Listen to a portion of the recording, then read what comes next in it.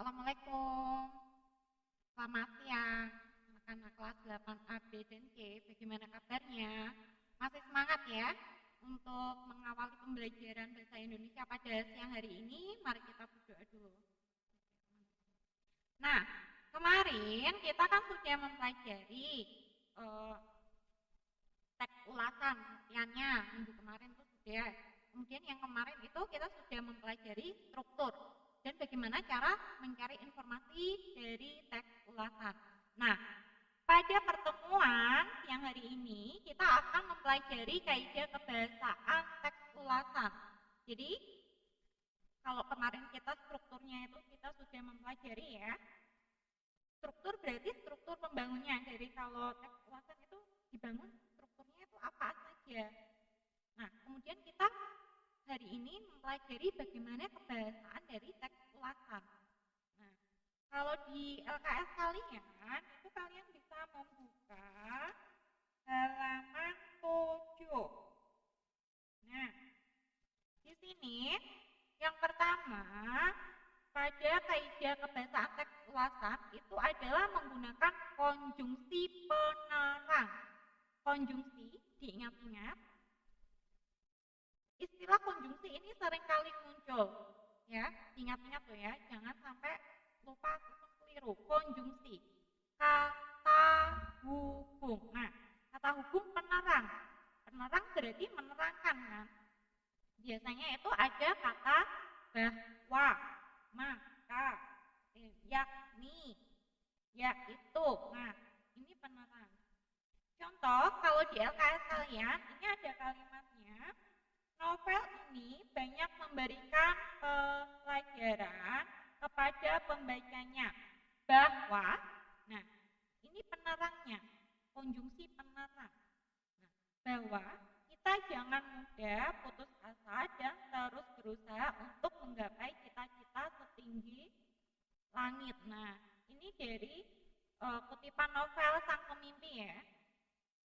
Selanjutnya, menggunakan konjungsi temporal. Konjungsi kata hubung, tempo, waktu. Gitu ya. Ingat-ingat temporal, tempo berarti waktu yang menunjukkan waktu. Nah, contohnya sejak, semenjak, kemudian, akhirnya. Di sini dicontohkan dengan jeripaya, akhirnya mereka lulus SMA dengan nilai yang sangat memuaskan. Ada kata akhirnya, gitu ya. Selanjutnya, menggunakan konjungsi penyebab.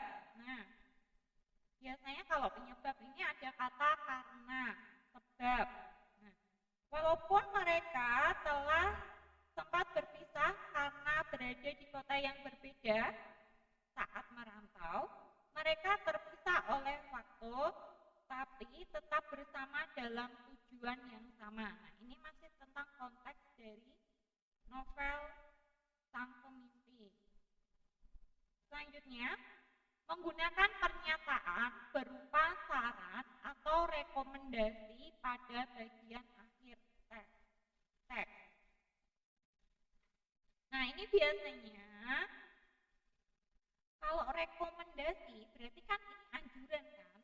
Biasanya kalau menganjurkan, bisa saja menggunakan jangan menggunakan produk tersebut. Itu biasanya kalau rekomendasi kalau sudah direview itu ya. Kemudian hendaknya. Nah, kalau kalian sudah membaca novel, kemudian kalian membuat ulasan, nah kan pasti ada kata rekomendasinya. Nah, kalian merekomendasi pembaca yang lain untuk membaca novel tersebut. Berarti kan hendak, ada kata hendaknya, seharusnya, gitu ya. Nah, novel ini banyak memberikan pelajaran kepada pembacanya bahwa kita jangan mudah putus asa dan terus berusaha untuk menggapai cita-cita setinggi langit. Contohnya begitu. Ingat-ingat kaidah kebahasaannya. Ada konjungsi penerang, ini ada kata bahwa itu ya. Maka itu kemudian konjungsi temporal. Nah, kalau temporal ini waktu, ingat-ingat. Konjungsi penyebab ini biasanya ada kata karena, ada kata sebab. Selanjutnya menggunakan pernyataan berupa saran atau rekomendasi pada bagian akhir teks. Selanjutnya, nah, sesudah kalian mengetahui bagaimana struktur dan kaidah kebahasaan dari teks ulasan, paling tidak kalian dianjurkan untuk bisa menyusun teks ulasan. Jadi kalau kalian sebelum membuat atau menyusun teks ulasan kan harus paham terlebih dahulu bagaimana strukturnya, bagaimana kaidah kebahasaannya. Nah, bagaimana cara menyusun teks ulasan? Nah, di sini ada langkah-langkahnya.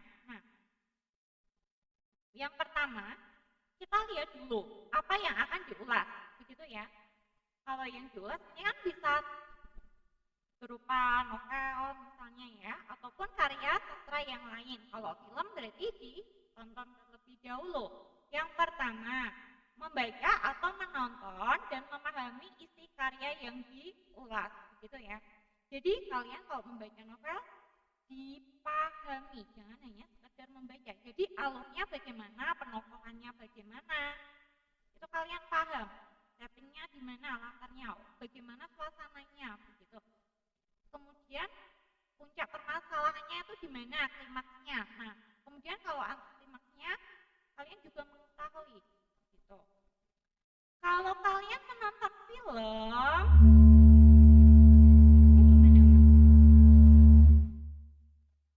nah, beda halnya kalian kalau menonton film itu harus diperhatikan ya.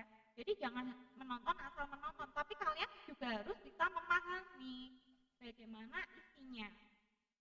Selanjutnya, menyampaikan atau menyajikan fisik buku atau karya yang diulas.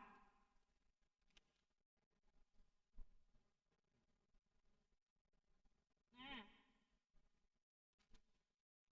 menyampaikan atau menyajikan fisik buku atau karya yang diulas. Di sini otomatis menyampaikan, menyajikan fisik buku. Fisik buku berarti bisa berkenaan dengan identitas buku yang kalian ulas. Nah, itu bukti fisiknya ya, fisik. Otentiknya kan seperti ini fisiknya, berarti tebalnya berapa halaman, penerbitnya, pengarangnya, gitu ya. Kemudian kota terbitnya, itu yang namanya fisik buku atau karya yang diulas. Kemudian mencatat aspek-aspek menarik atau penting dari buku atau karya yang diulas. Nah, jadi poin-poinnya itu kalian catat. Kayak membuat ini. Misal film, paling tidak kalian, pokoknya ini. Kalian catat.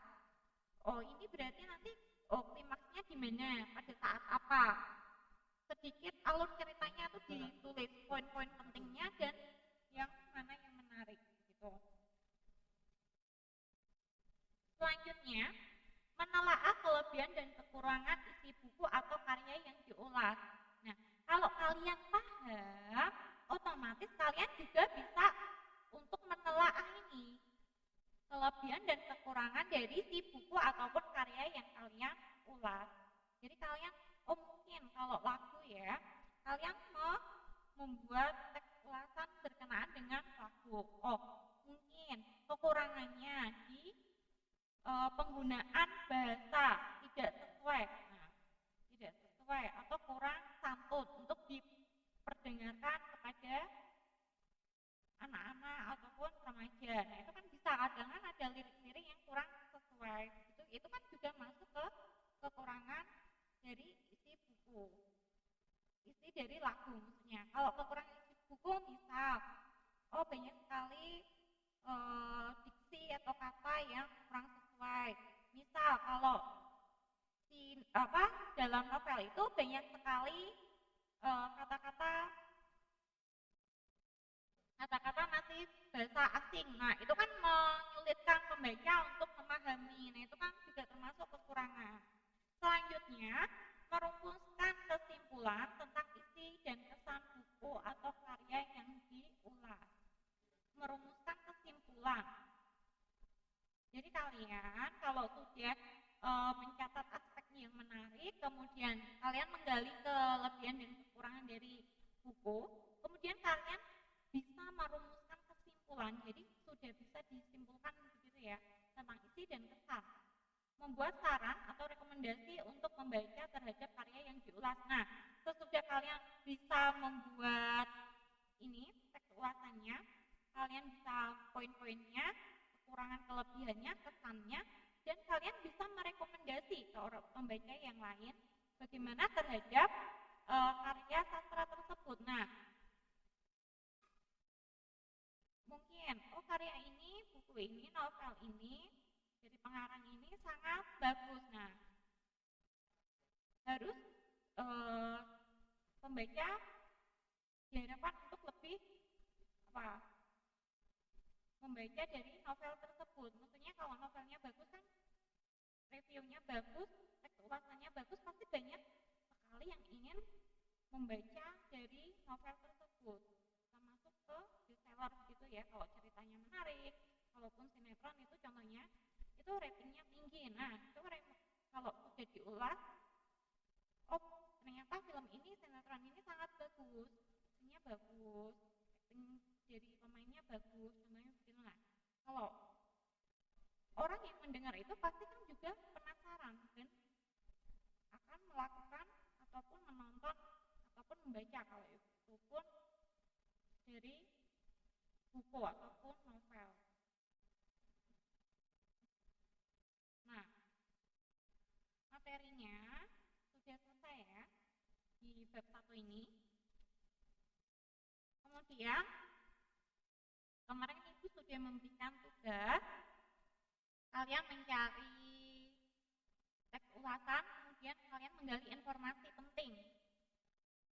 Nah, itu bisa dikumpulkan hari Kamis, walaupun bukan kalau tidak bisa Kamis ini, bisa dikumpulkan Kamis depan. Paling lambat Kamis depan ya. Cukup sekian materinya yang Ibu sampaikan. Kurang lebihnya Ibu minta maaf. Assalamualaikum warahmatullahi wabarakatuh.